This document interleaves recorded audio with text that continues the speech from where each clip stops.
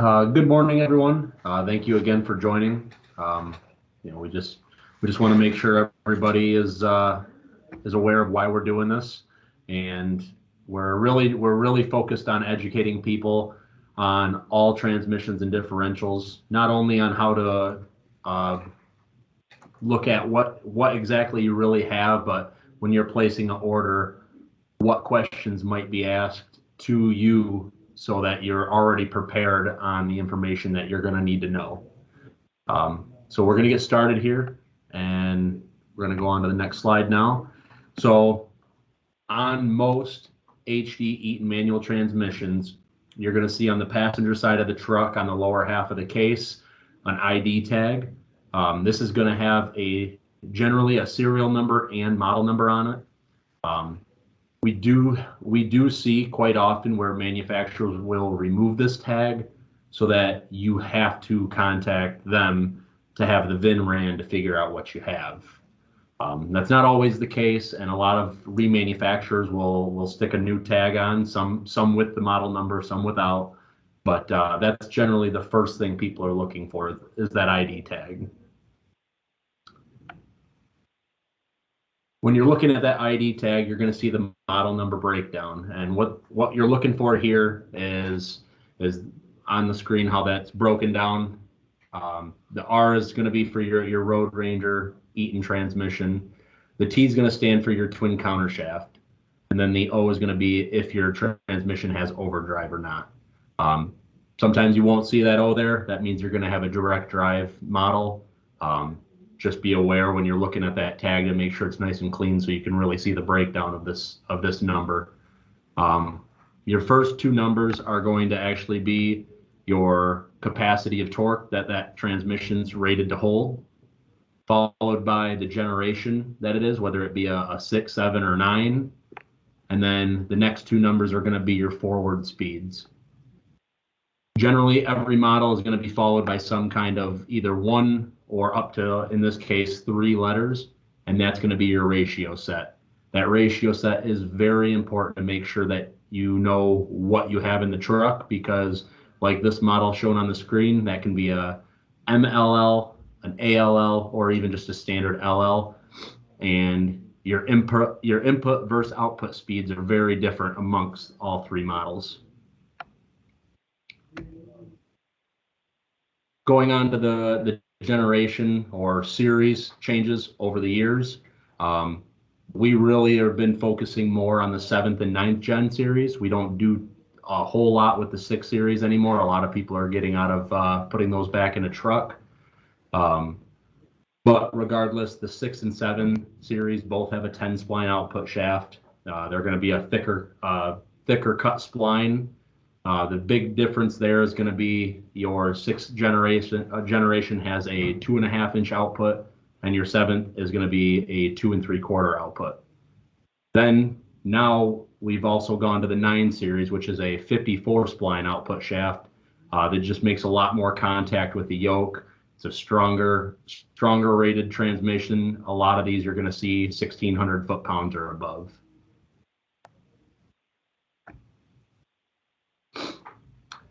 All right, on Eaton manual transmissions, you can have 2 types. You can have a halo, or you can have a standard internal pump.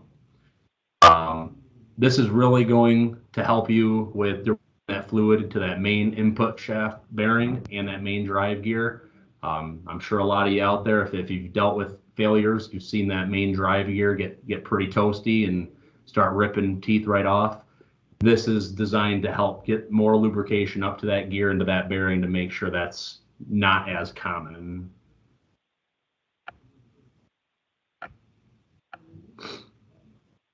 All Eaton transmissions, 1,600 foot-pounds or above, that are rated for that high torque are going to have an internal pump.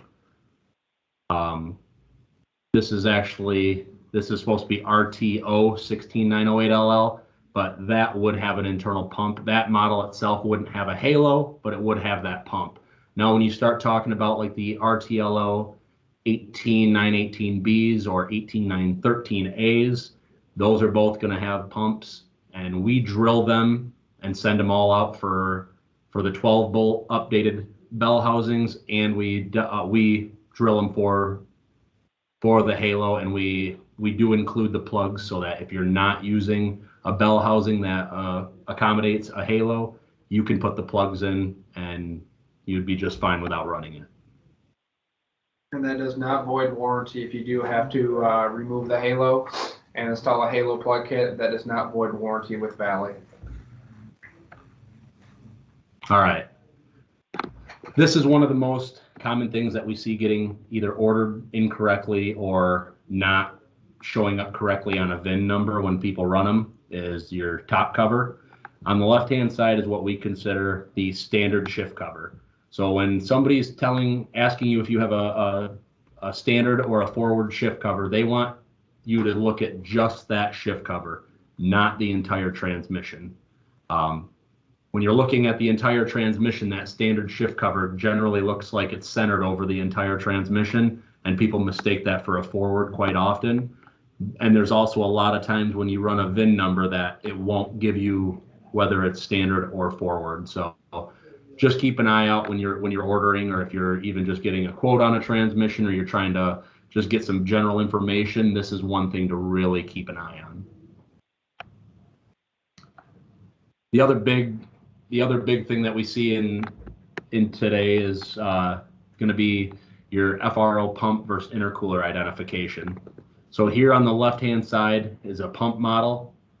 You're going to see a little black block-off plate with five bolts holding that block-off plate on. Underneath that block-off plate are 2 thread-in holes for your cooler lines. On the right-hand side, you're going to see that that plate is not on that transmission. That does not have an internal pump. The one on the left does. The other style FRO that's out there is the intercooler, and you're going to see a big block hanging off the bottom of the transmission. This is going to have only an intercooler and no pump. So you're never going to see an intercooler with a pump. So just keep an eye out when you're looking at these transmissions, depending on where the tranny cooler lines are coming off of it. That's going to tell you exactly what you have.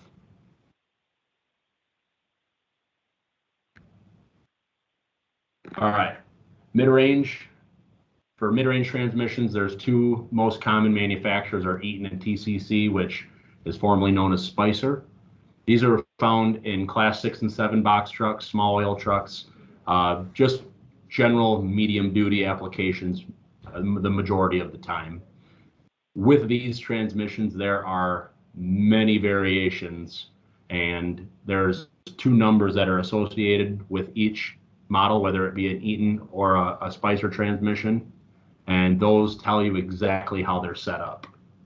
The next slide is going to kind of break that down. So on the mid-range transmissions, the example of these would be like your FS 6406A, 8406A, and then the Spicers are going to be ESOs and ESs.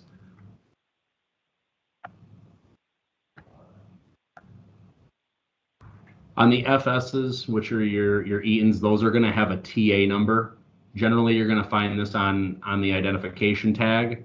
Hopefully, it's still on there. This number is required in order to set that transmission up correctly to your application. On an FS, that's going to tell you your input shaft size, the front bearing retainer, and your output bearing retainer. In some cases, it can even tell you what bell housing you're going to be running. On the Spicer transmissions, you're going to have the BM number. That's going to start as a 301 type number. Same thing. This is going to tell you just a little bit more about these over an Eaton transmission. He's going to tell you your input shaft, main shaft, front and rear bearing retainers, bell housing. It's going to tell you exactly how this thing was originally set up in the truck. So these numbers are very important to find out. Sometimes if those tags are missing, you might get lucky, be able to run the VIN number and find them on the VIN side. So one way or another, these are required, though, in order to figure out what you got set up.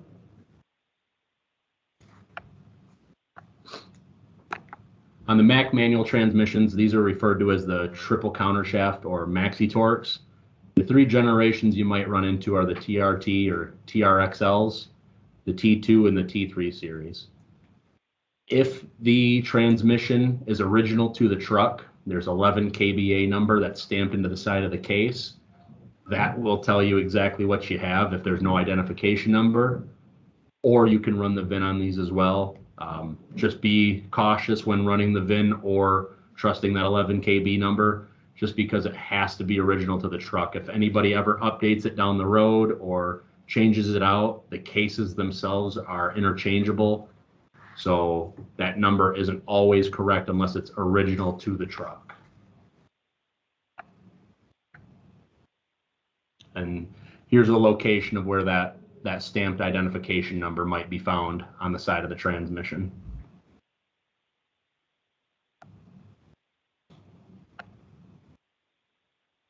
All right.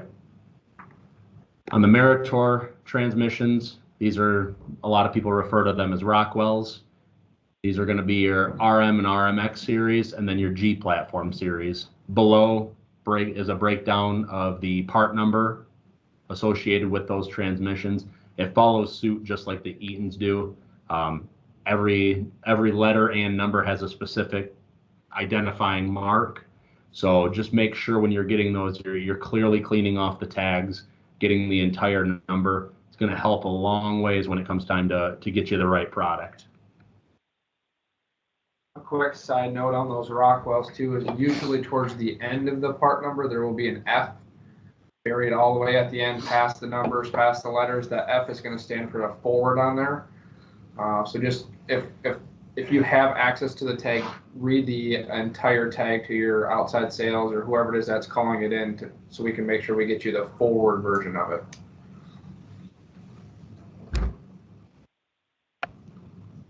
All right. Over the iShift and Mack M drives, we do rebuild these in-house at our facility, and we dyno these things and send them out. These were introduced in early 2007. These were just easier on the driver. They created better fuel economy. This was kind of this was Volvo's idea to kind of follow in Allison's footsteps. So the two most common that you're going to see out there are the ATO and the AT2612D. Just like I said in the breakdown, that O is going to represent whether or not you have overdrive or direct drive. If you're looking for this tag, it's very hard to find. It's on the top of the bell housing. Best way to find this is take a light and a mirror if the transmission's still up in the truck, and get up in there with that mirror, shine a light just right, and you'll be able to see the tag and read it. But it will probably require being cleaned off first.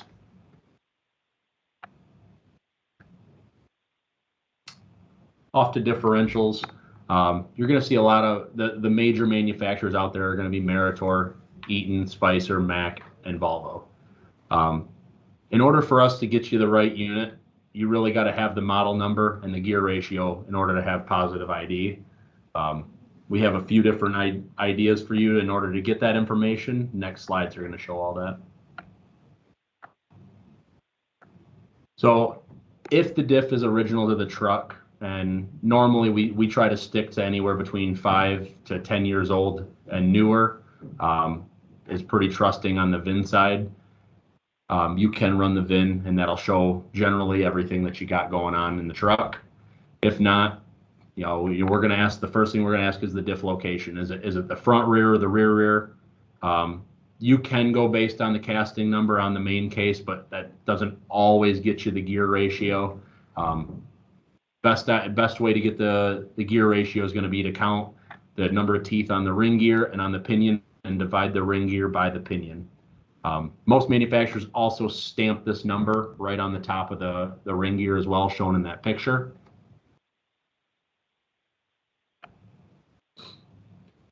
Other things that are going to be really helpful for IDing without the tag is going to be letting us know how many axle splines you have and input splines. That's going to help us big time when it comes to Mack differentials. The other thing you can let us know too is let us know how many number of bolt holes there are in the housing that hold that differential into the housing of the axle. And then we're also going to be asking the number of airlines going to the differential. Now, when you're talking about a front rear, you generally have at least one, but if it has diff lock, it's also going to have a secondary line going to it as well. And then on a rear or a single axle, you may only have one, sometimes none.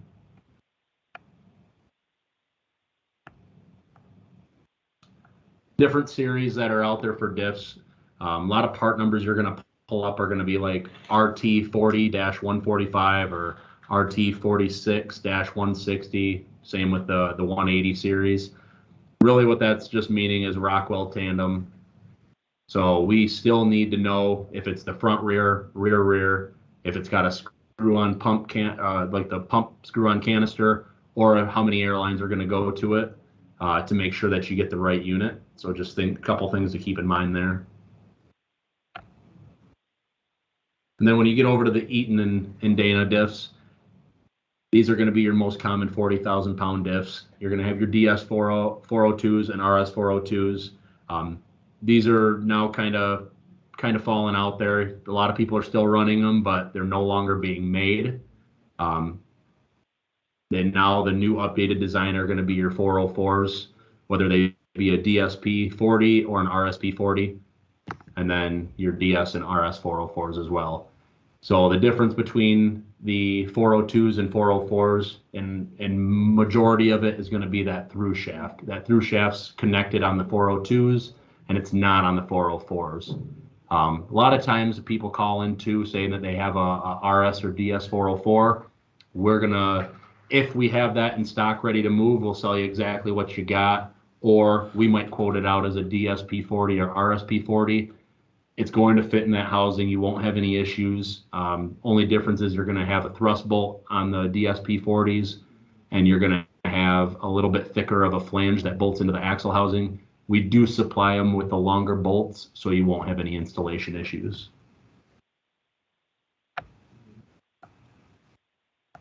Most common 46,000 pound diffs are your DS 461 and RS 461s, and then your 46 170s. There are a few different combinations you can have on the 461s. We really need to know how many airlines you got going to it. And the other thing that the 461s can have is they can have an internal clutch pack and an internal spring pack. That's going to make a big difference when ordering them as well. Sometimes that VIN shows them, but if they don't, best thing you can do if the diff's already out of the truck is get some pictures over to us. The 46 170s, same thing on these. You're going to have to know whether or not you got one airline going to them, two airlines, or on the rears, none at all, or maybe even one.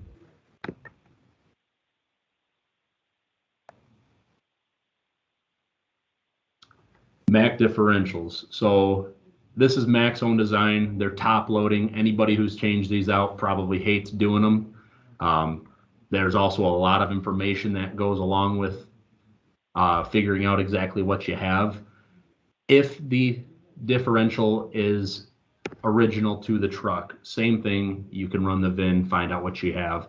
Or if it's not all rusted and pitted and missing, there's an 11 KHA number that's stamped in the main house, in the actual housing of the diff. If both of these are dead ends, then some things you're really going to have to know is you're going to have to know your side gear spline count, your input spline count, your output spline count, and then what torque mounting arm you have. We have pictures that show a lot of these that we have sent out to dealers. So if you're not sure, just ask your dealer that you're already using to get you some pictures or to get you some information that you might use. Best thing you can do here is get us some pictures, and we'll be able to help you out, no problem.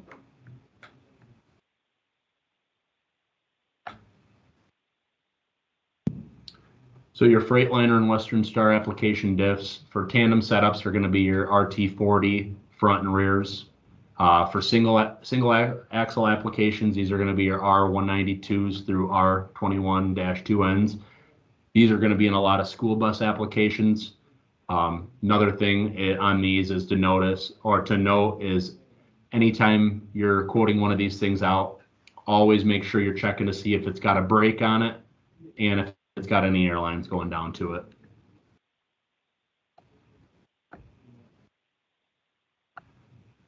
So these are our service interval recommendations on heavy duty differentials. If you're using 75, 90 weight, synthetic fluid. We recommend 500,000 miles or 5 years. Now, if extremely heavy haul or you're just beating you know the diff out of these trucks, I would probably knock that number down quite a bit.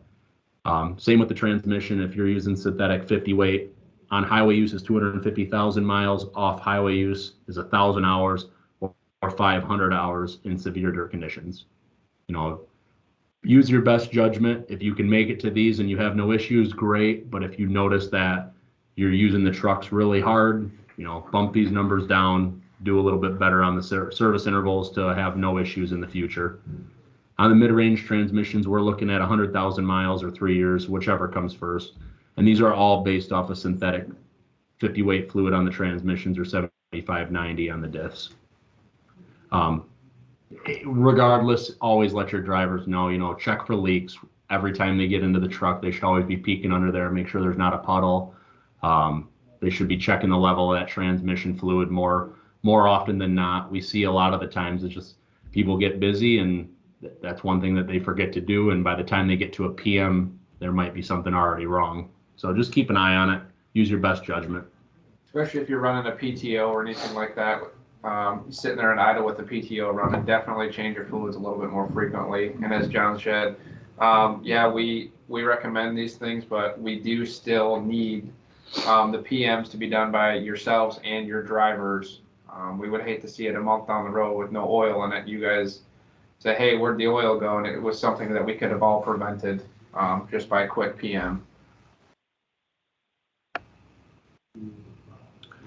All right, so we're going to be heading over from this slide over to our Allison slide now.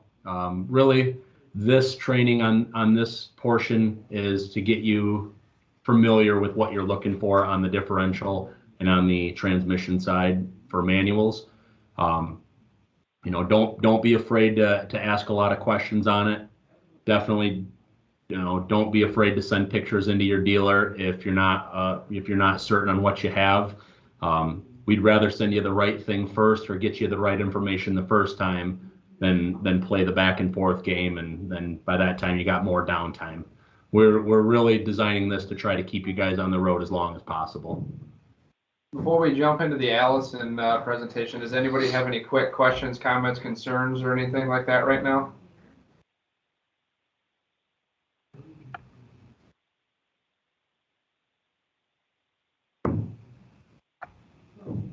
Okay.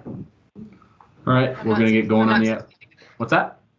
Oh, I was just going to say, I'm not saying anything in the chat. Okay.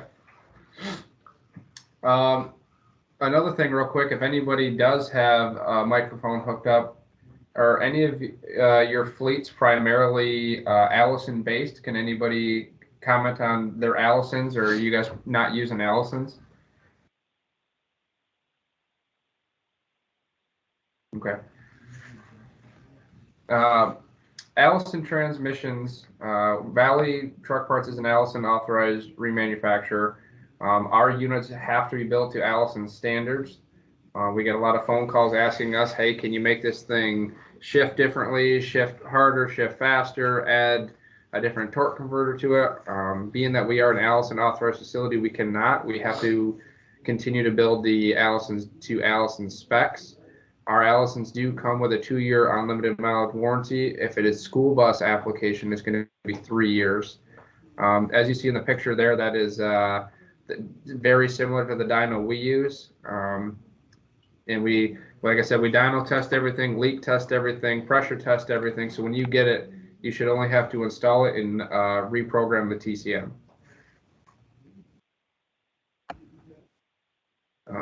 Allison units on hand that we primarily deal with, you can see the AT, MT, and HT series on the left side. And then on the right side, the newer version is the 1K, 2K, MD or 3000 series, and HD 4000s. The biggest and hardest transmissions for us to get a hold of and keep on the shelf right now is going to be those 4000 series. You're going to find those in a lot of concrete trucks, waste trucks, and heavy haul trucks. If anybody does have any cores, this is kind of a quick side note. If anybody does have any cores of those, we are always buying cores. Please just let your Kenworth dealer know, and we can get those purchased from you guys.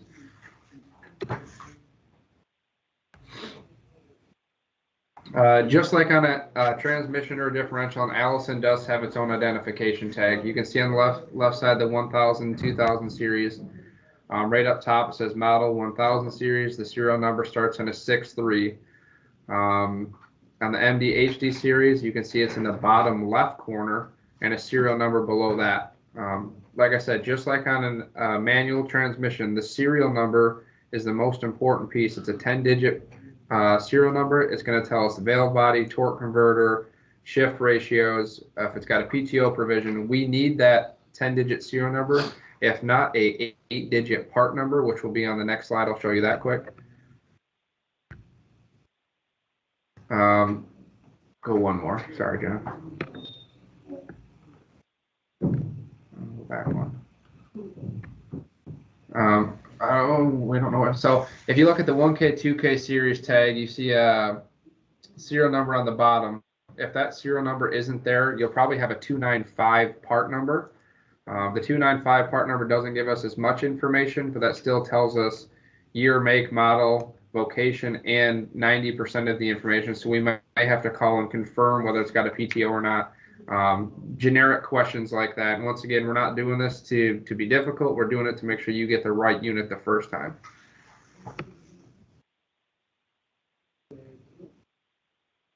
Along with building complete units, we also can do pieces and parts, being that we are an Allison authorized facility. A big one that we offer is the Allison dock software. You can see we offer a downloadable subscription or a USB stick. If you don't have this in your service centers and you have Allison transmissions, I highly recommend you get with your Kenworth sales and see about getting this. It's fairly inexpensive. And this can tell you fault codes, can tell you oil lives, you can reset TCMs. It's just very, very user friendly, and will save you some downtime or taking it to a dealer to have them tell you that there's speed sensor that's bad. So you do 2 speed sensors, next thing you know, it's paid for itself already. With that software, you do need a translator and the cables. We recommend the Norgon. A lot of facilities already have a computer they're using in their service center. The Allison dock software is programmable with most computers, but we here at Valley use the Norgon, and you can see on the right side there's different plug-and-play applications for GMs, Volvos, and they offer all these for all makes of trucks. This here is just another slide with some more translator devices. Like I said, most of you probably already have the computers in your shop, so you wouldn't need to go out and buy one. You would probably just need to get the Allison dock software. More common pieces and parts that we sell day to day is going to be keypads, filters, switches, sensors, oil pans. The big one you can see across the top is the TCMs. A lot of times we find that the Allison transmission really isn't the problem. A lot of times it's just the TCM's faulty, or it's you guys get a new transmission from us, and the TCM does need to be reflashed and recalibrated. A lot of times people are like, hey, I just want to start fresh with it. So if you do need a new TCM, we can do that and recalibrate it here and send it out. This here is going to be what Allison approves for the fluid. This is going to be for your 1K, 2K, all the way up to 3000 series. Valley here, we use Transcend. We recommend Transcend. But anything on this list, we'll save this for you guys to look at. Anything on this list is approved. We, being Allison, we do recommend sticking with the Transcend. It does not void warranty through Valley if you don't use Transcend. But just makes wear and tear on the Allison transmission a lot sooner than it should be.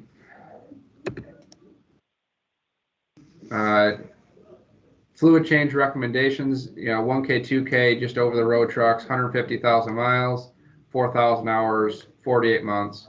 You should change your external filters every 50,000 miles and every 24 months on your internal filters.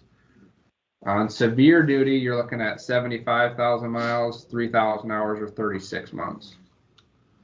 With this being said too, this is based on running Transin fluid. If you're running any other fluids, these numbers are drastically cut, generally about in half. Correct. You see on the bottom there says prognostics enabled. The 3000 series and newer, most of them do have prognostics built in, so you will see oil life reset, oil life change come up on your dash. Once again, this is recommendations off Transcend. If you don't use Transcend, like John said, you will see it dramatically decrease. Next slide. This is going to be your newer 3K, 4K, and now 5th gen transmissions. You can still see quite a extensive list of approved fluids. Personally, we recommend the Spirax, the top right one, but any one of these is approved by Allison. Once again, does not void warranty on us.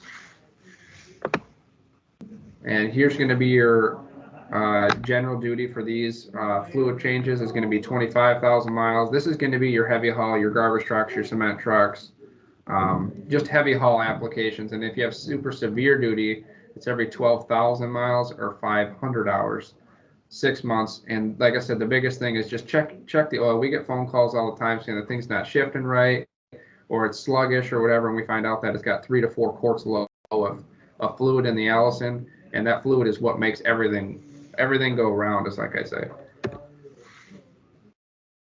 Installation tips. Most of you guys are familiar with pulling the transmission out, putting the transmission in. We just always ask you check for your adaptation pieces, make sure your flex plates are good, you know, fill the transmission up to the appropriate levels. If it does have the dipstick calibration, make sure that's done. Shift linkage is always a big one, and then drive line. Just you know, paying attention to the U joints, the ride heights, etc. And it's the same with the new series. Just, you know, we just ask if the transmission comes out, you check everything before you put the trans back in. That way, if there is something else wrong with it, we can fix it at that time. And like Dan said on the engine adaptations, that's probably our most frequent call we get during installation, are people saying that not all the parts are there, that their torque converter won't bolt up to the back of their flywheel. Make sure you're taking that flex plate off, or sometimes there's a spacer in there. Make sure that you're taking it off your core before you're sending the core back to your dealer. Because once that's gone, you're going to have to then start playing the game of trying to track it back down or find the original one for your truck. So just make sure you're grabbing all the pieces off your core that you need before you send them things back in. Here's the most common issues that we see. You know, customers call and say, hey, I got a possible warranty. They come in, we take it apart. You can see a lot of this is just planetary abuse. Driveline angles do a world of damage on the planetaries. If the transmission shows up and we take it apart and it looks like this is going to be 100% denial on warranty, just on the fact that an Allison transmission should never look like this if the drive angles are in fact intact. Go ahead. And then the second big problem is vibration. You can see flex plates, clutch plaques. You can just see vibration does a world of damage to anything, but it does still hurt an Allison transmission as well. If you have a rear end that's going out, or a carrier bearing or a U joint, it will send that vibration and shock all the way through the transmission.